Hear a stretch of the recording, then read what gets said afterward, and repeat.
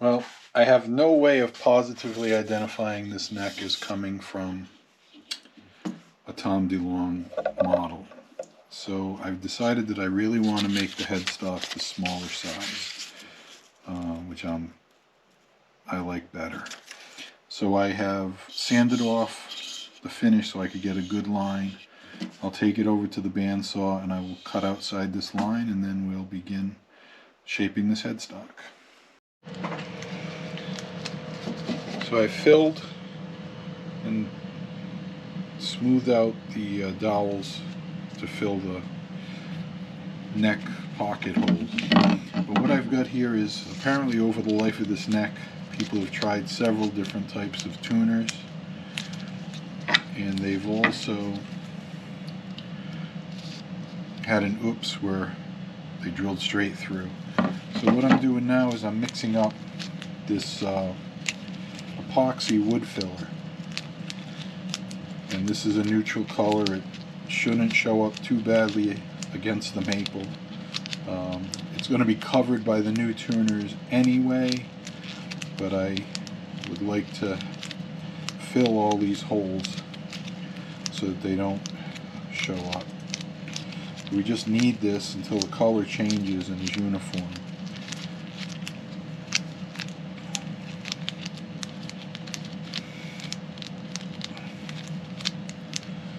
And then I'm going to force it into the holes.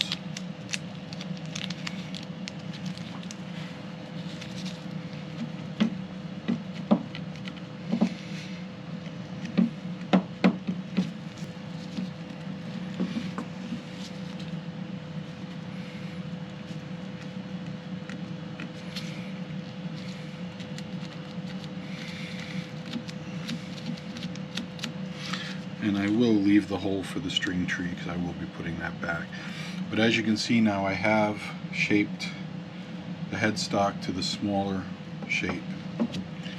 So now it's just a matter of letting this dry. We'll sand it smooth. I have also prepared a sled for the neck. So when I put it in the CNC machine, I have my axis.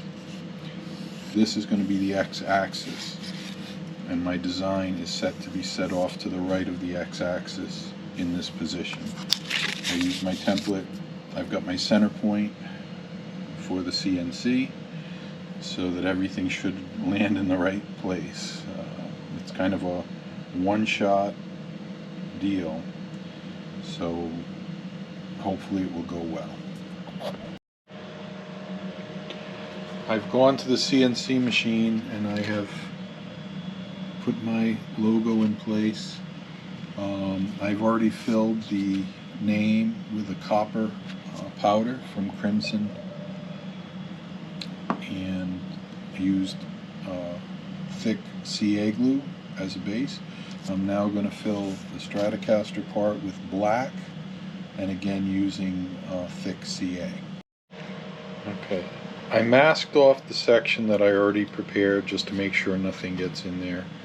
I'm going to mix some thick super glue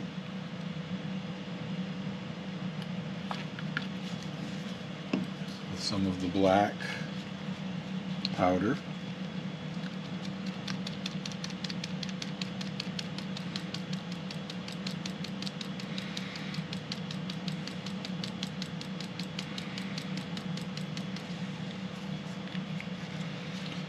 I'm just using a razor blade to do the mixing and the spreading. This may not be enough to do the whole section of letters, but we'll see how far we get with what we have.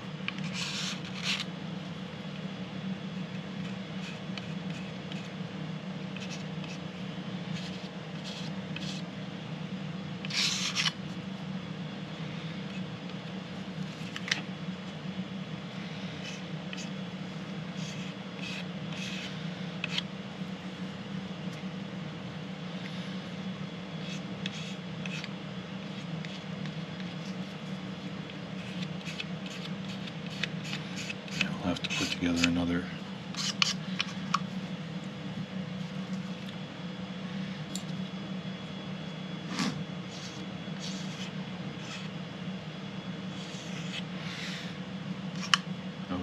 in there. I'll spray it with a little accelerator.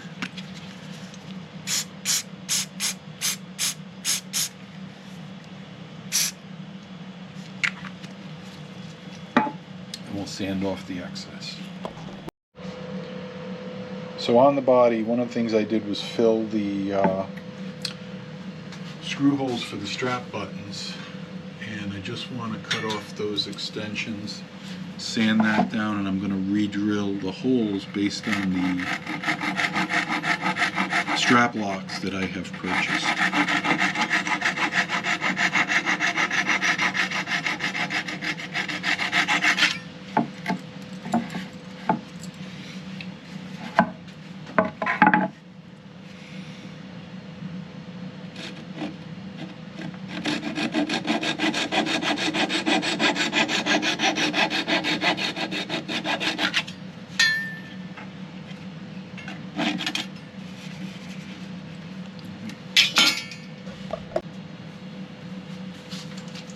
And I'd rather drill these holes out before I put the lacquer on, just because of the chance of damaging the lacquer.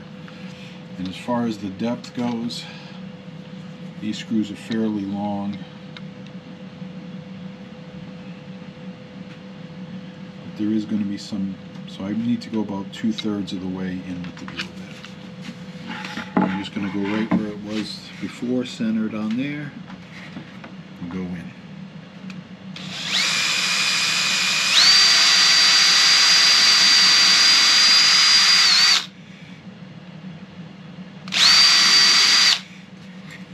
That's one.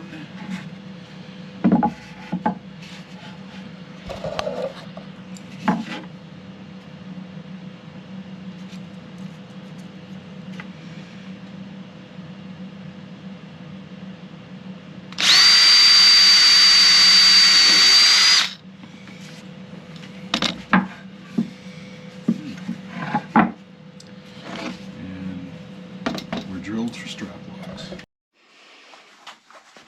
I checked with my other plates, and the plate I have does match up.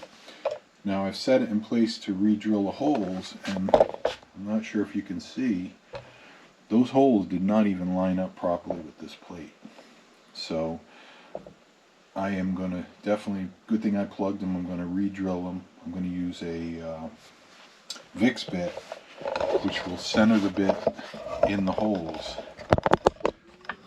and allow me to get a pilot hole so I can drill the regular full-size holes.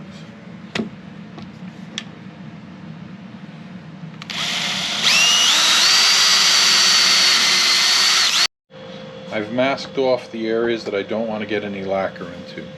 I had, it was almost impossible to take the finish out of this cavity. And since I'm going to be lining this with copper tape for shielding, I don't want to take a chance that the lacquer is going to separate from the previous finish and cause the copper tape to come off. So I've protected that. I protected the neck pocket, and I protected the top end of the tremolo spring cavity, just so I don't have to be cutting through lacquer to drive the screws in for the claw. That's it for this short video. In the next video, we are going to cover applying the nitrocellulose lacquer finish. Thanks for watching, and if you like what you're seeing, click subscribe. Thanks.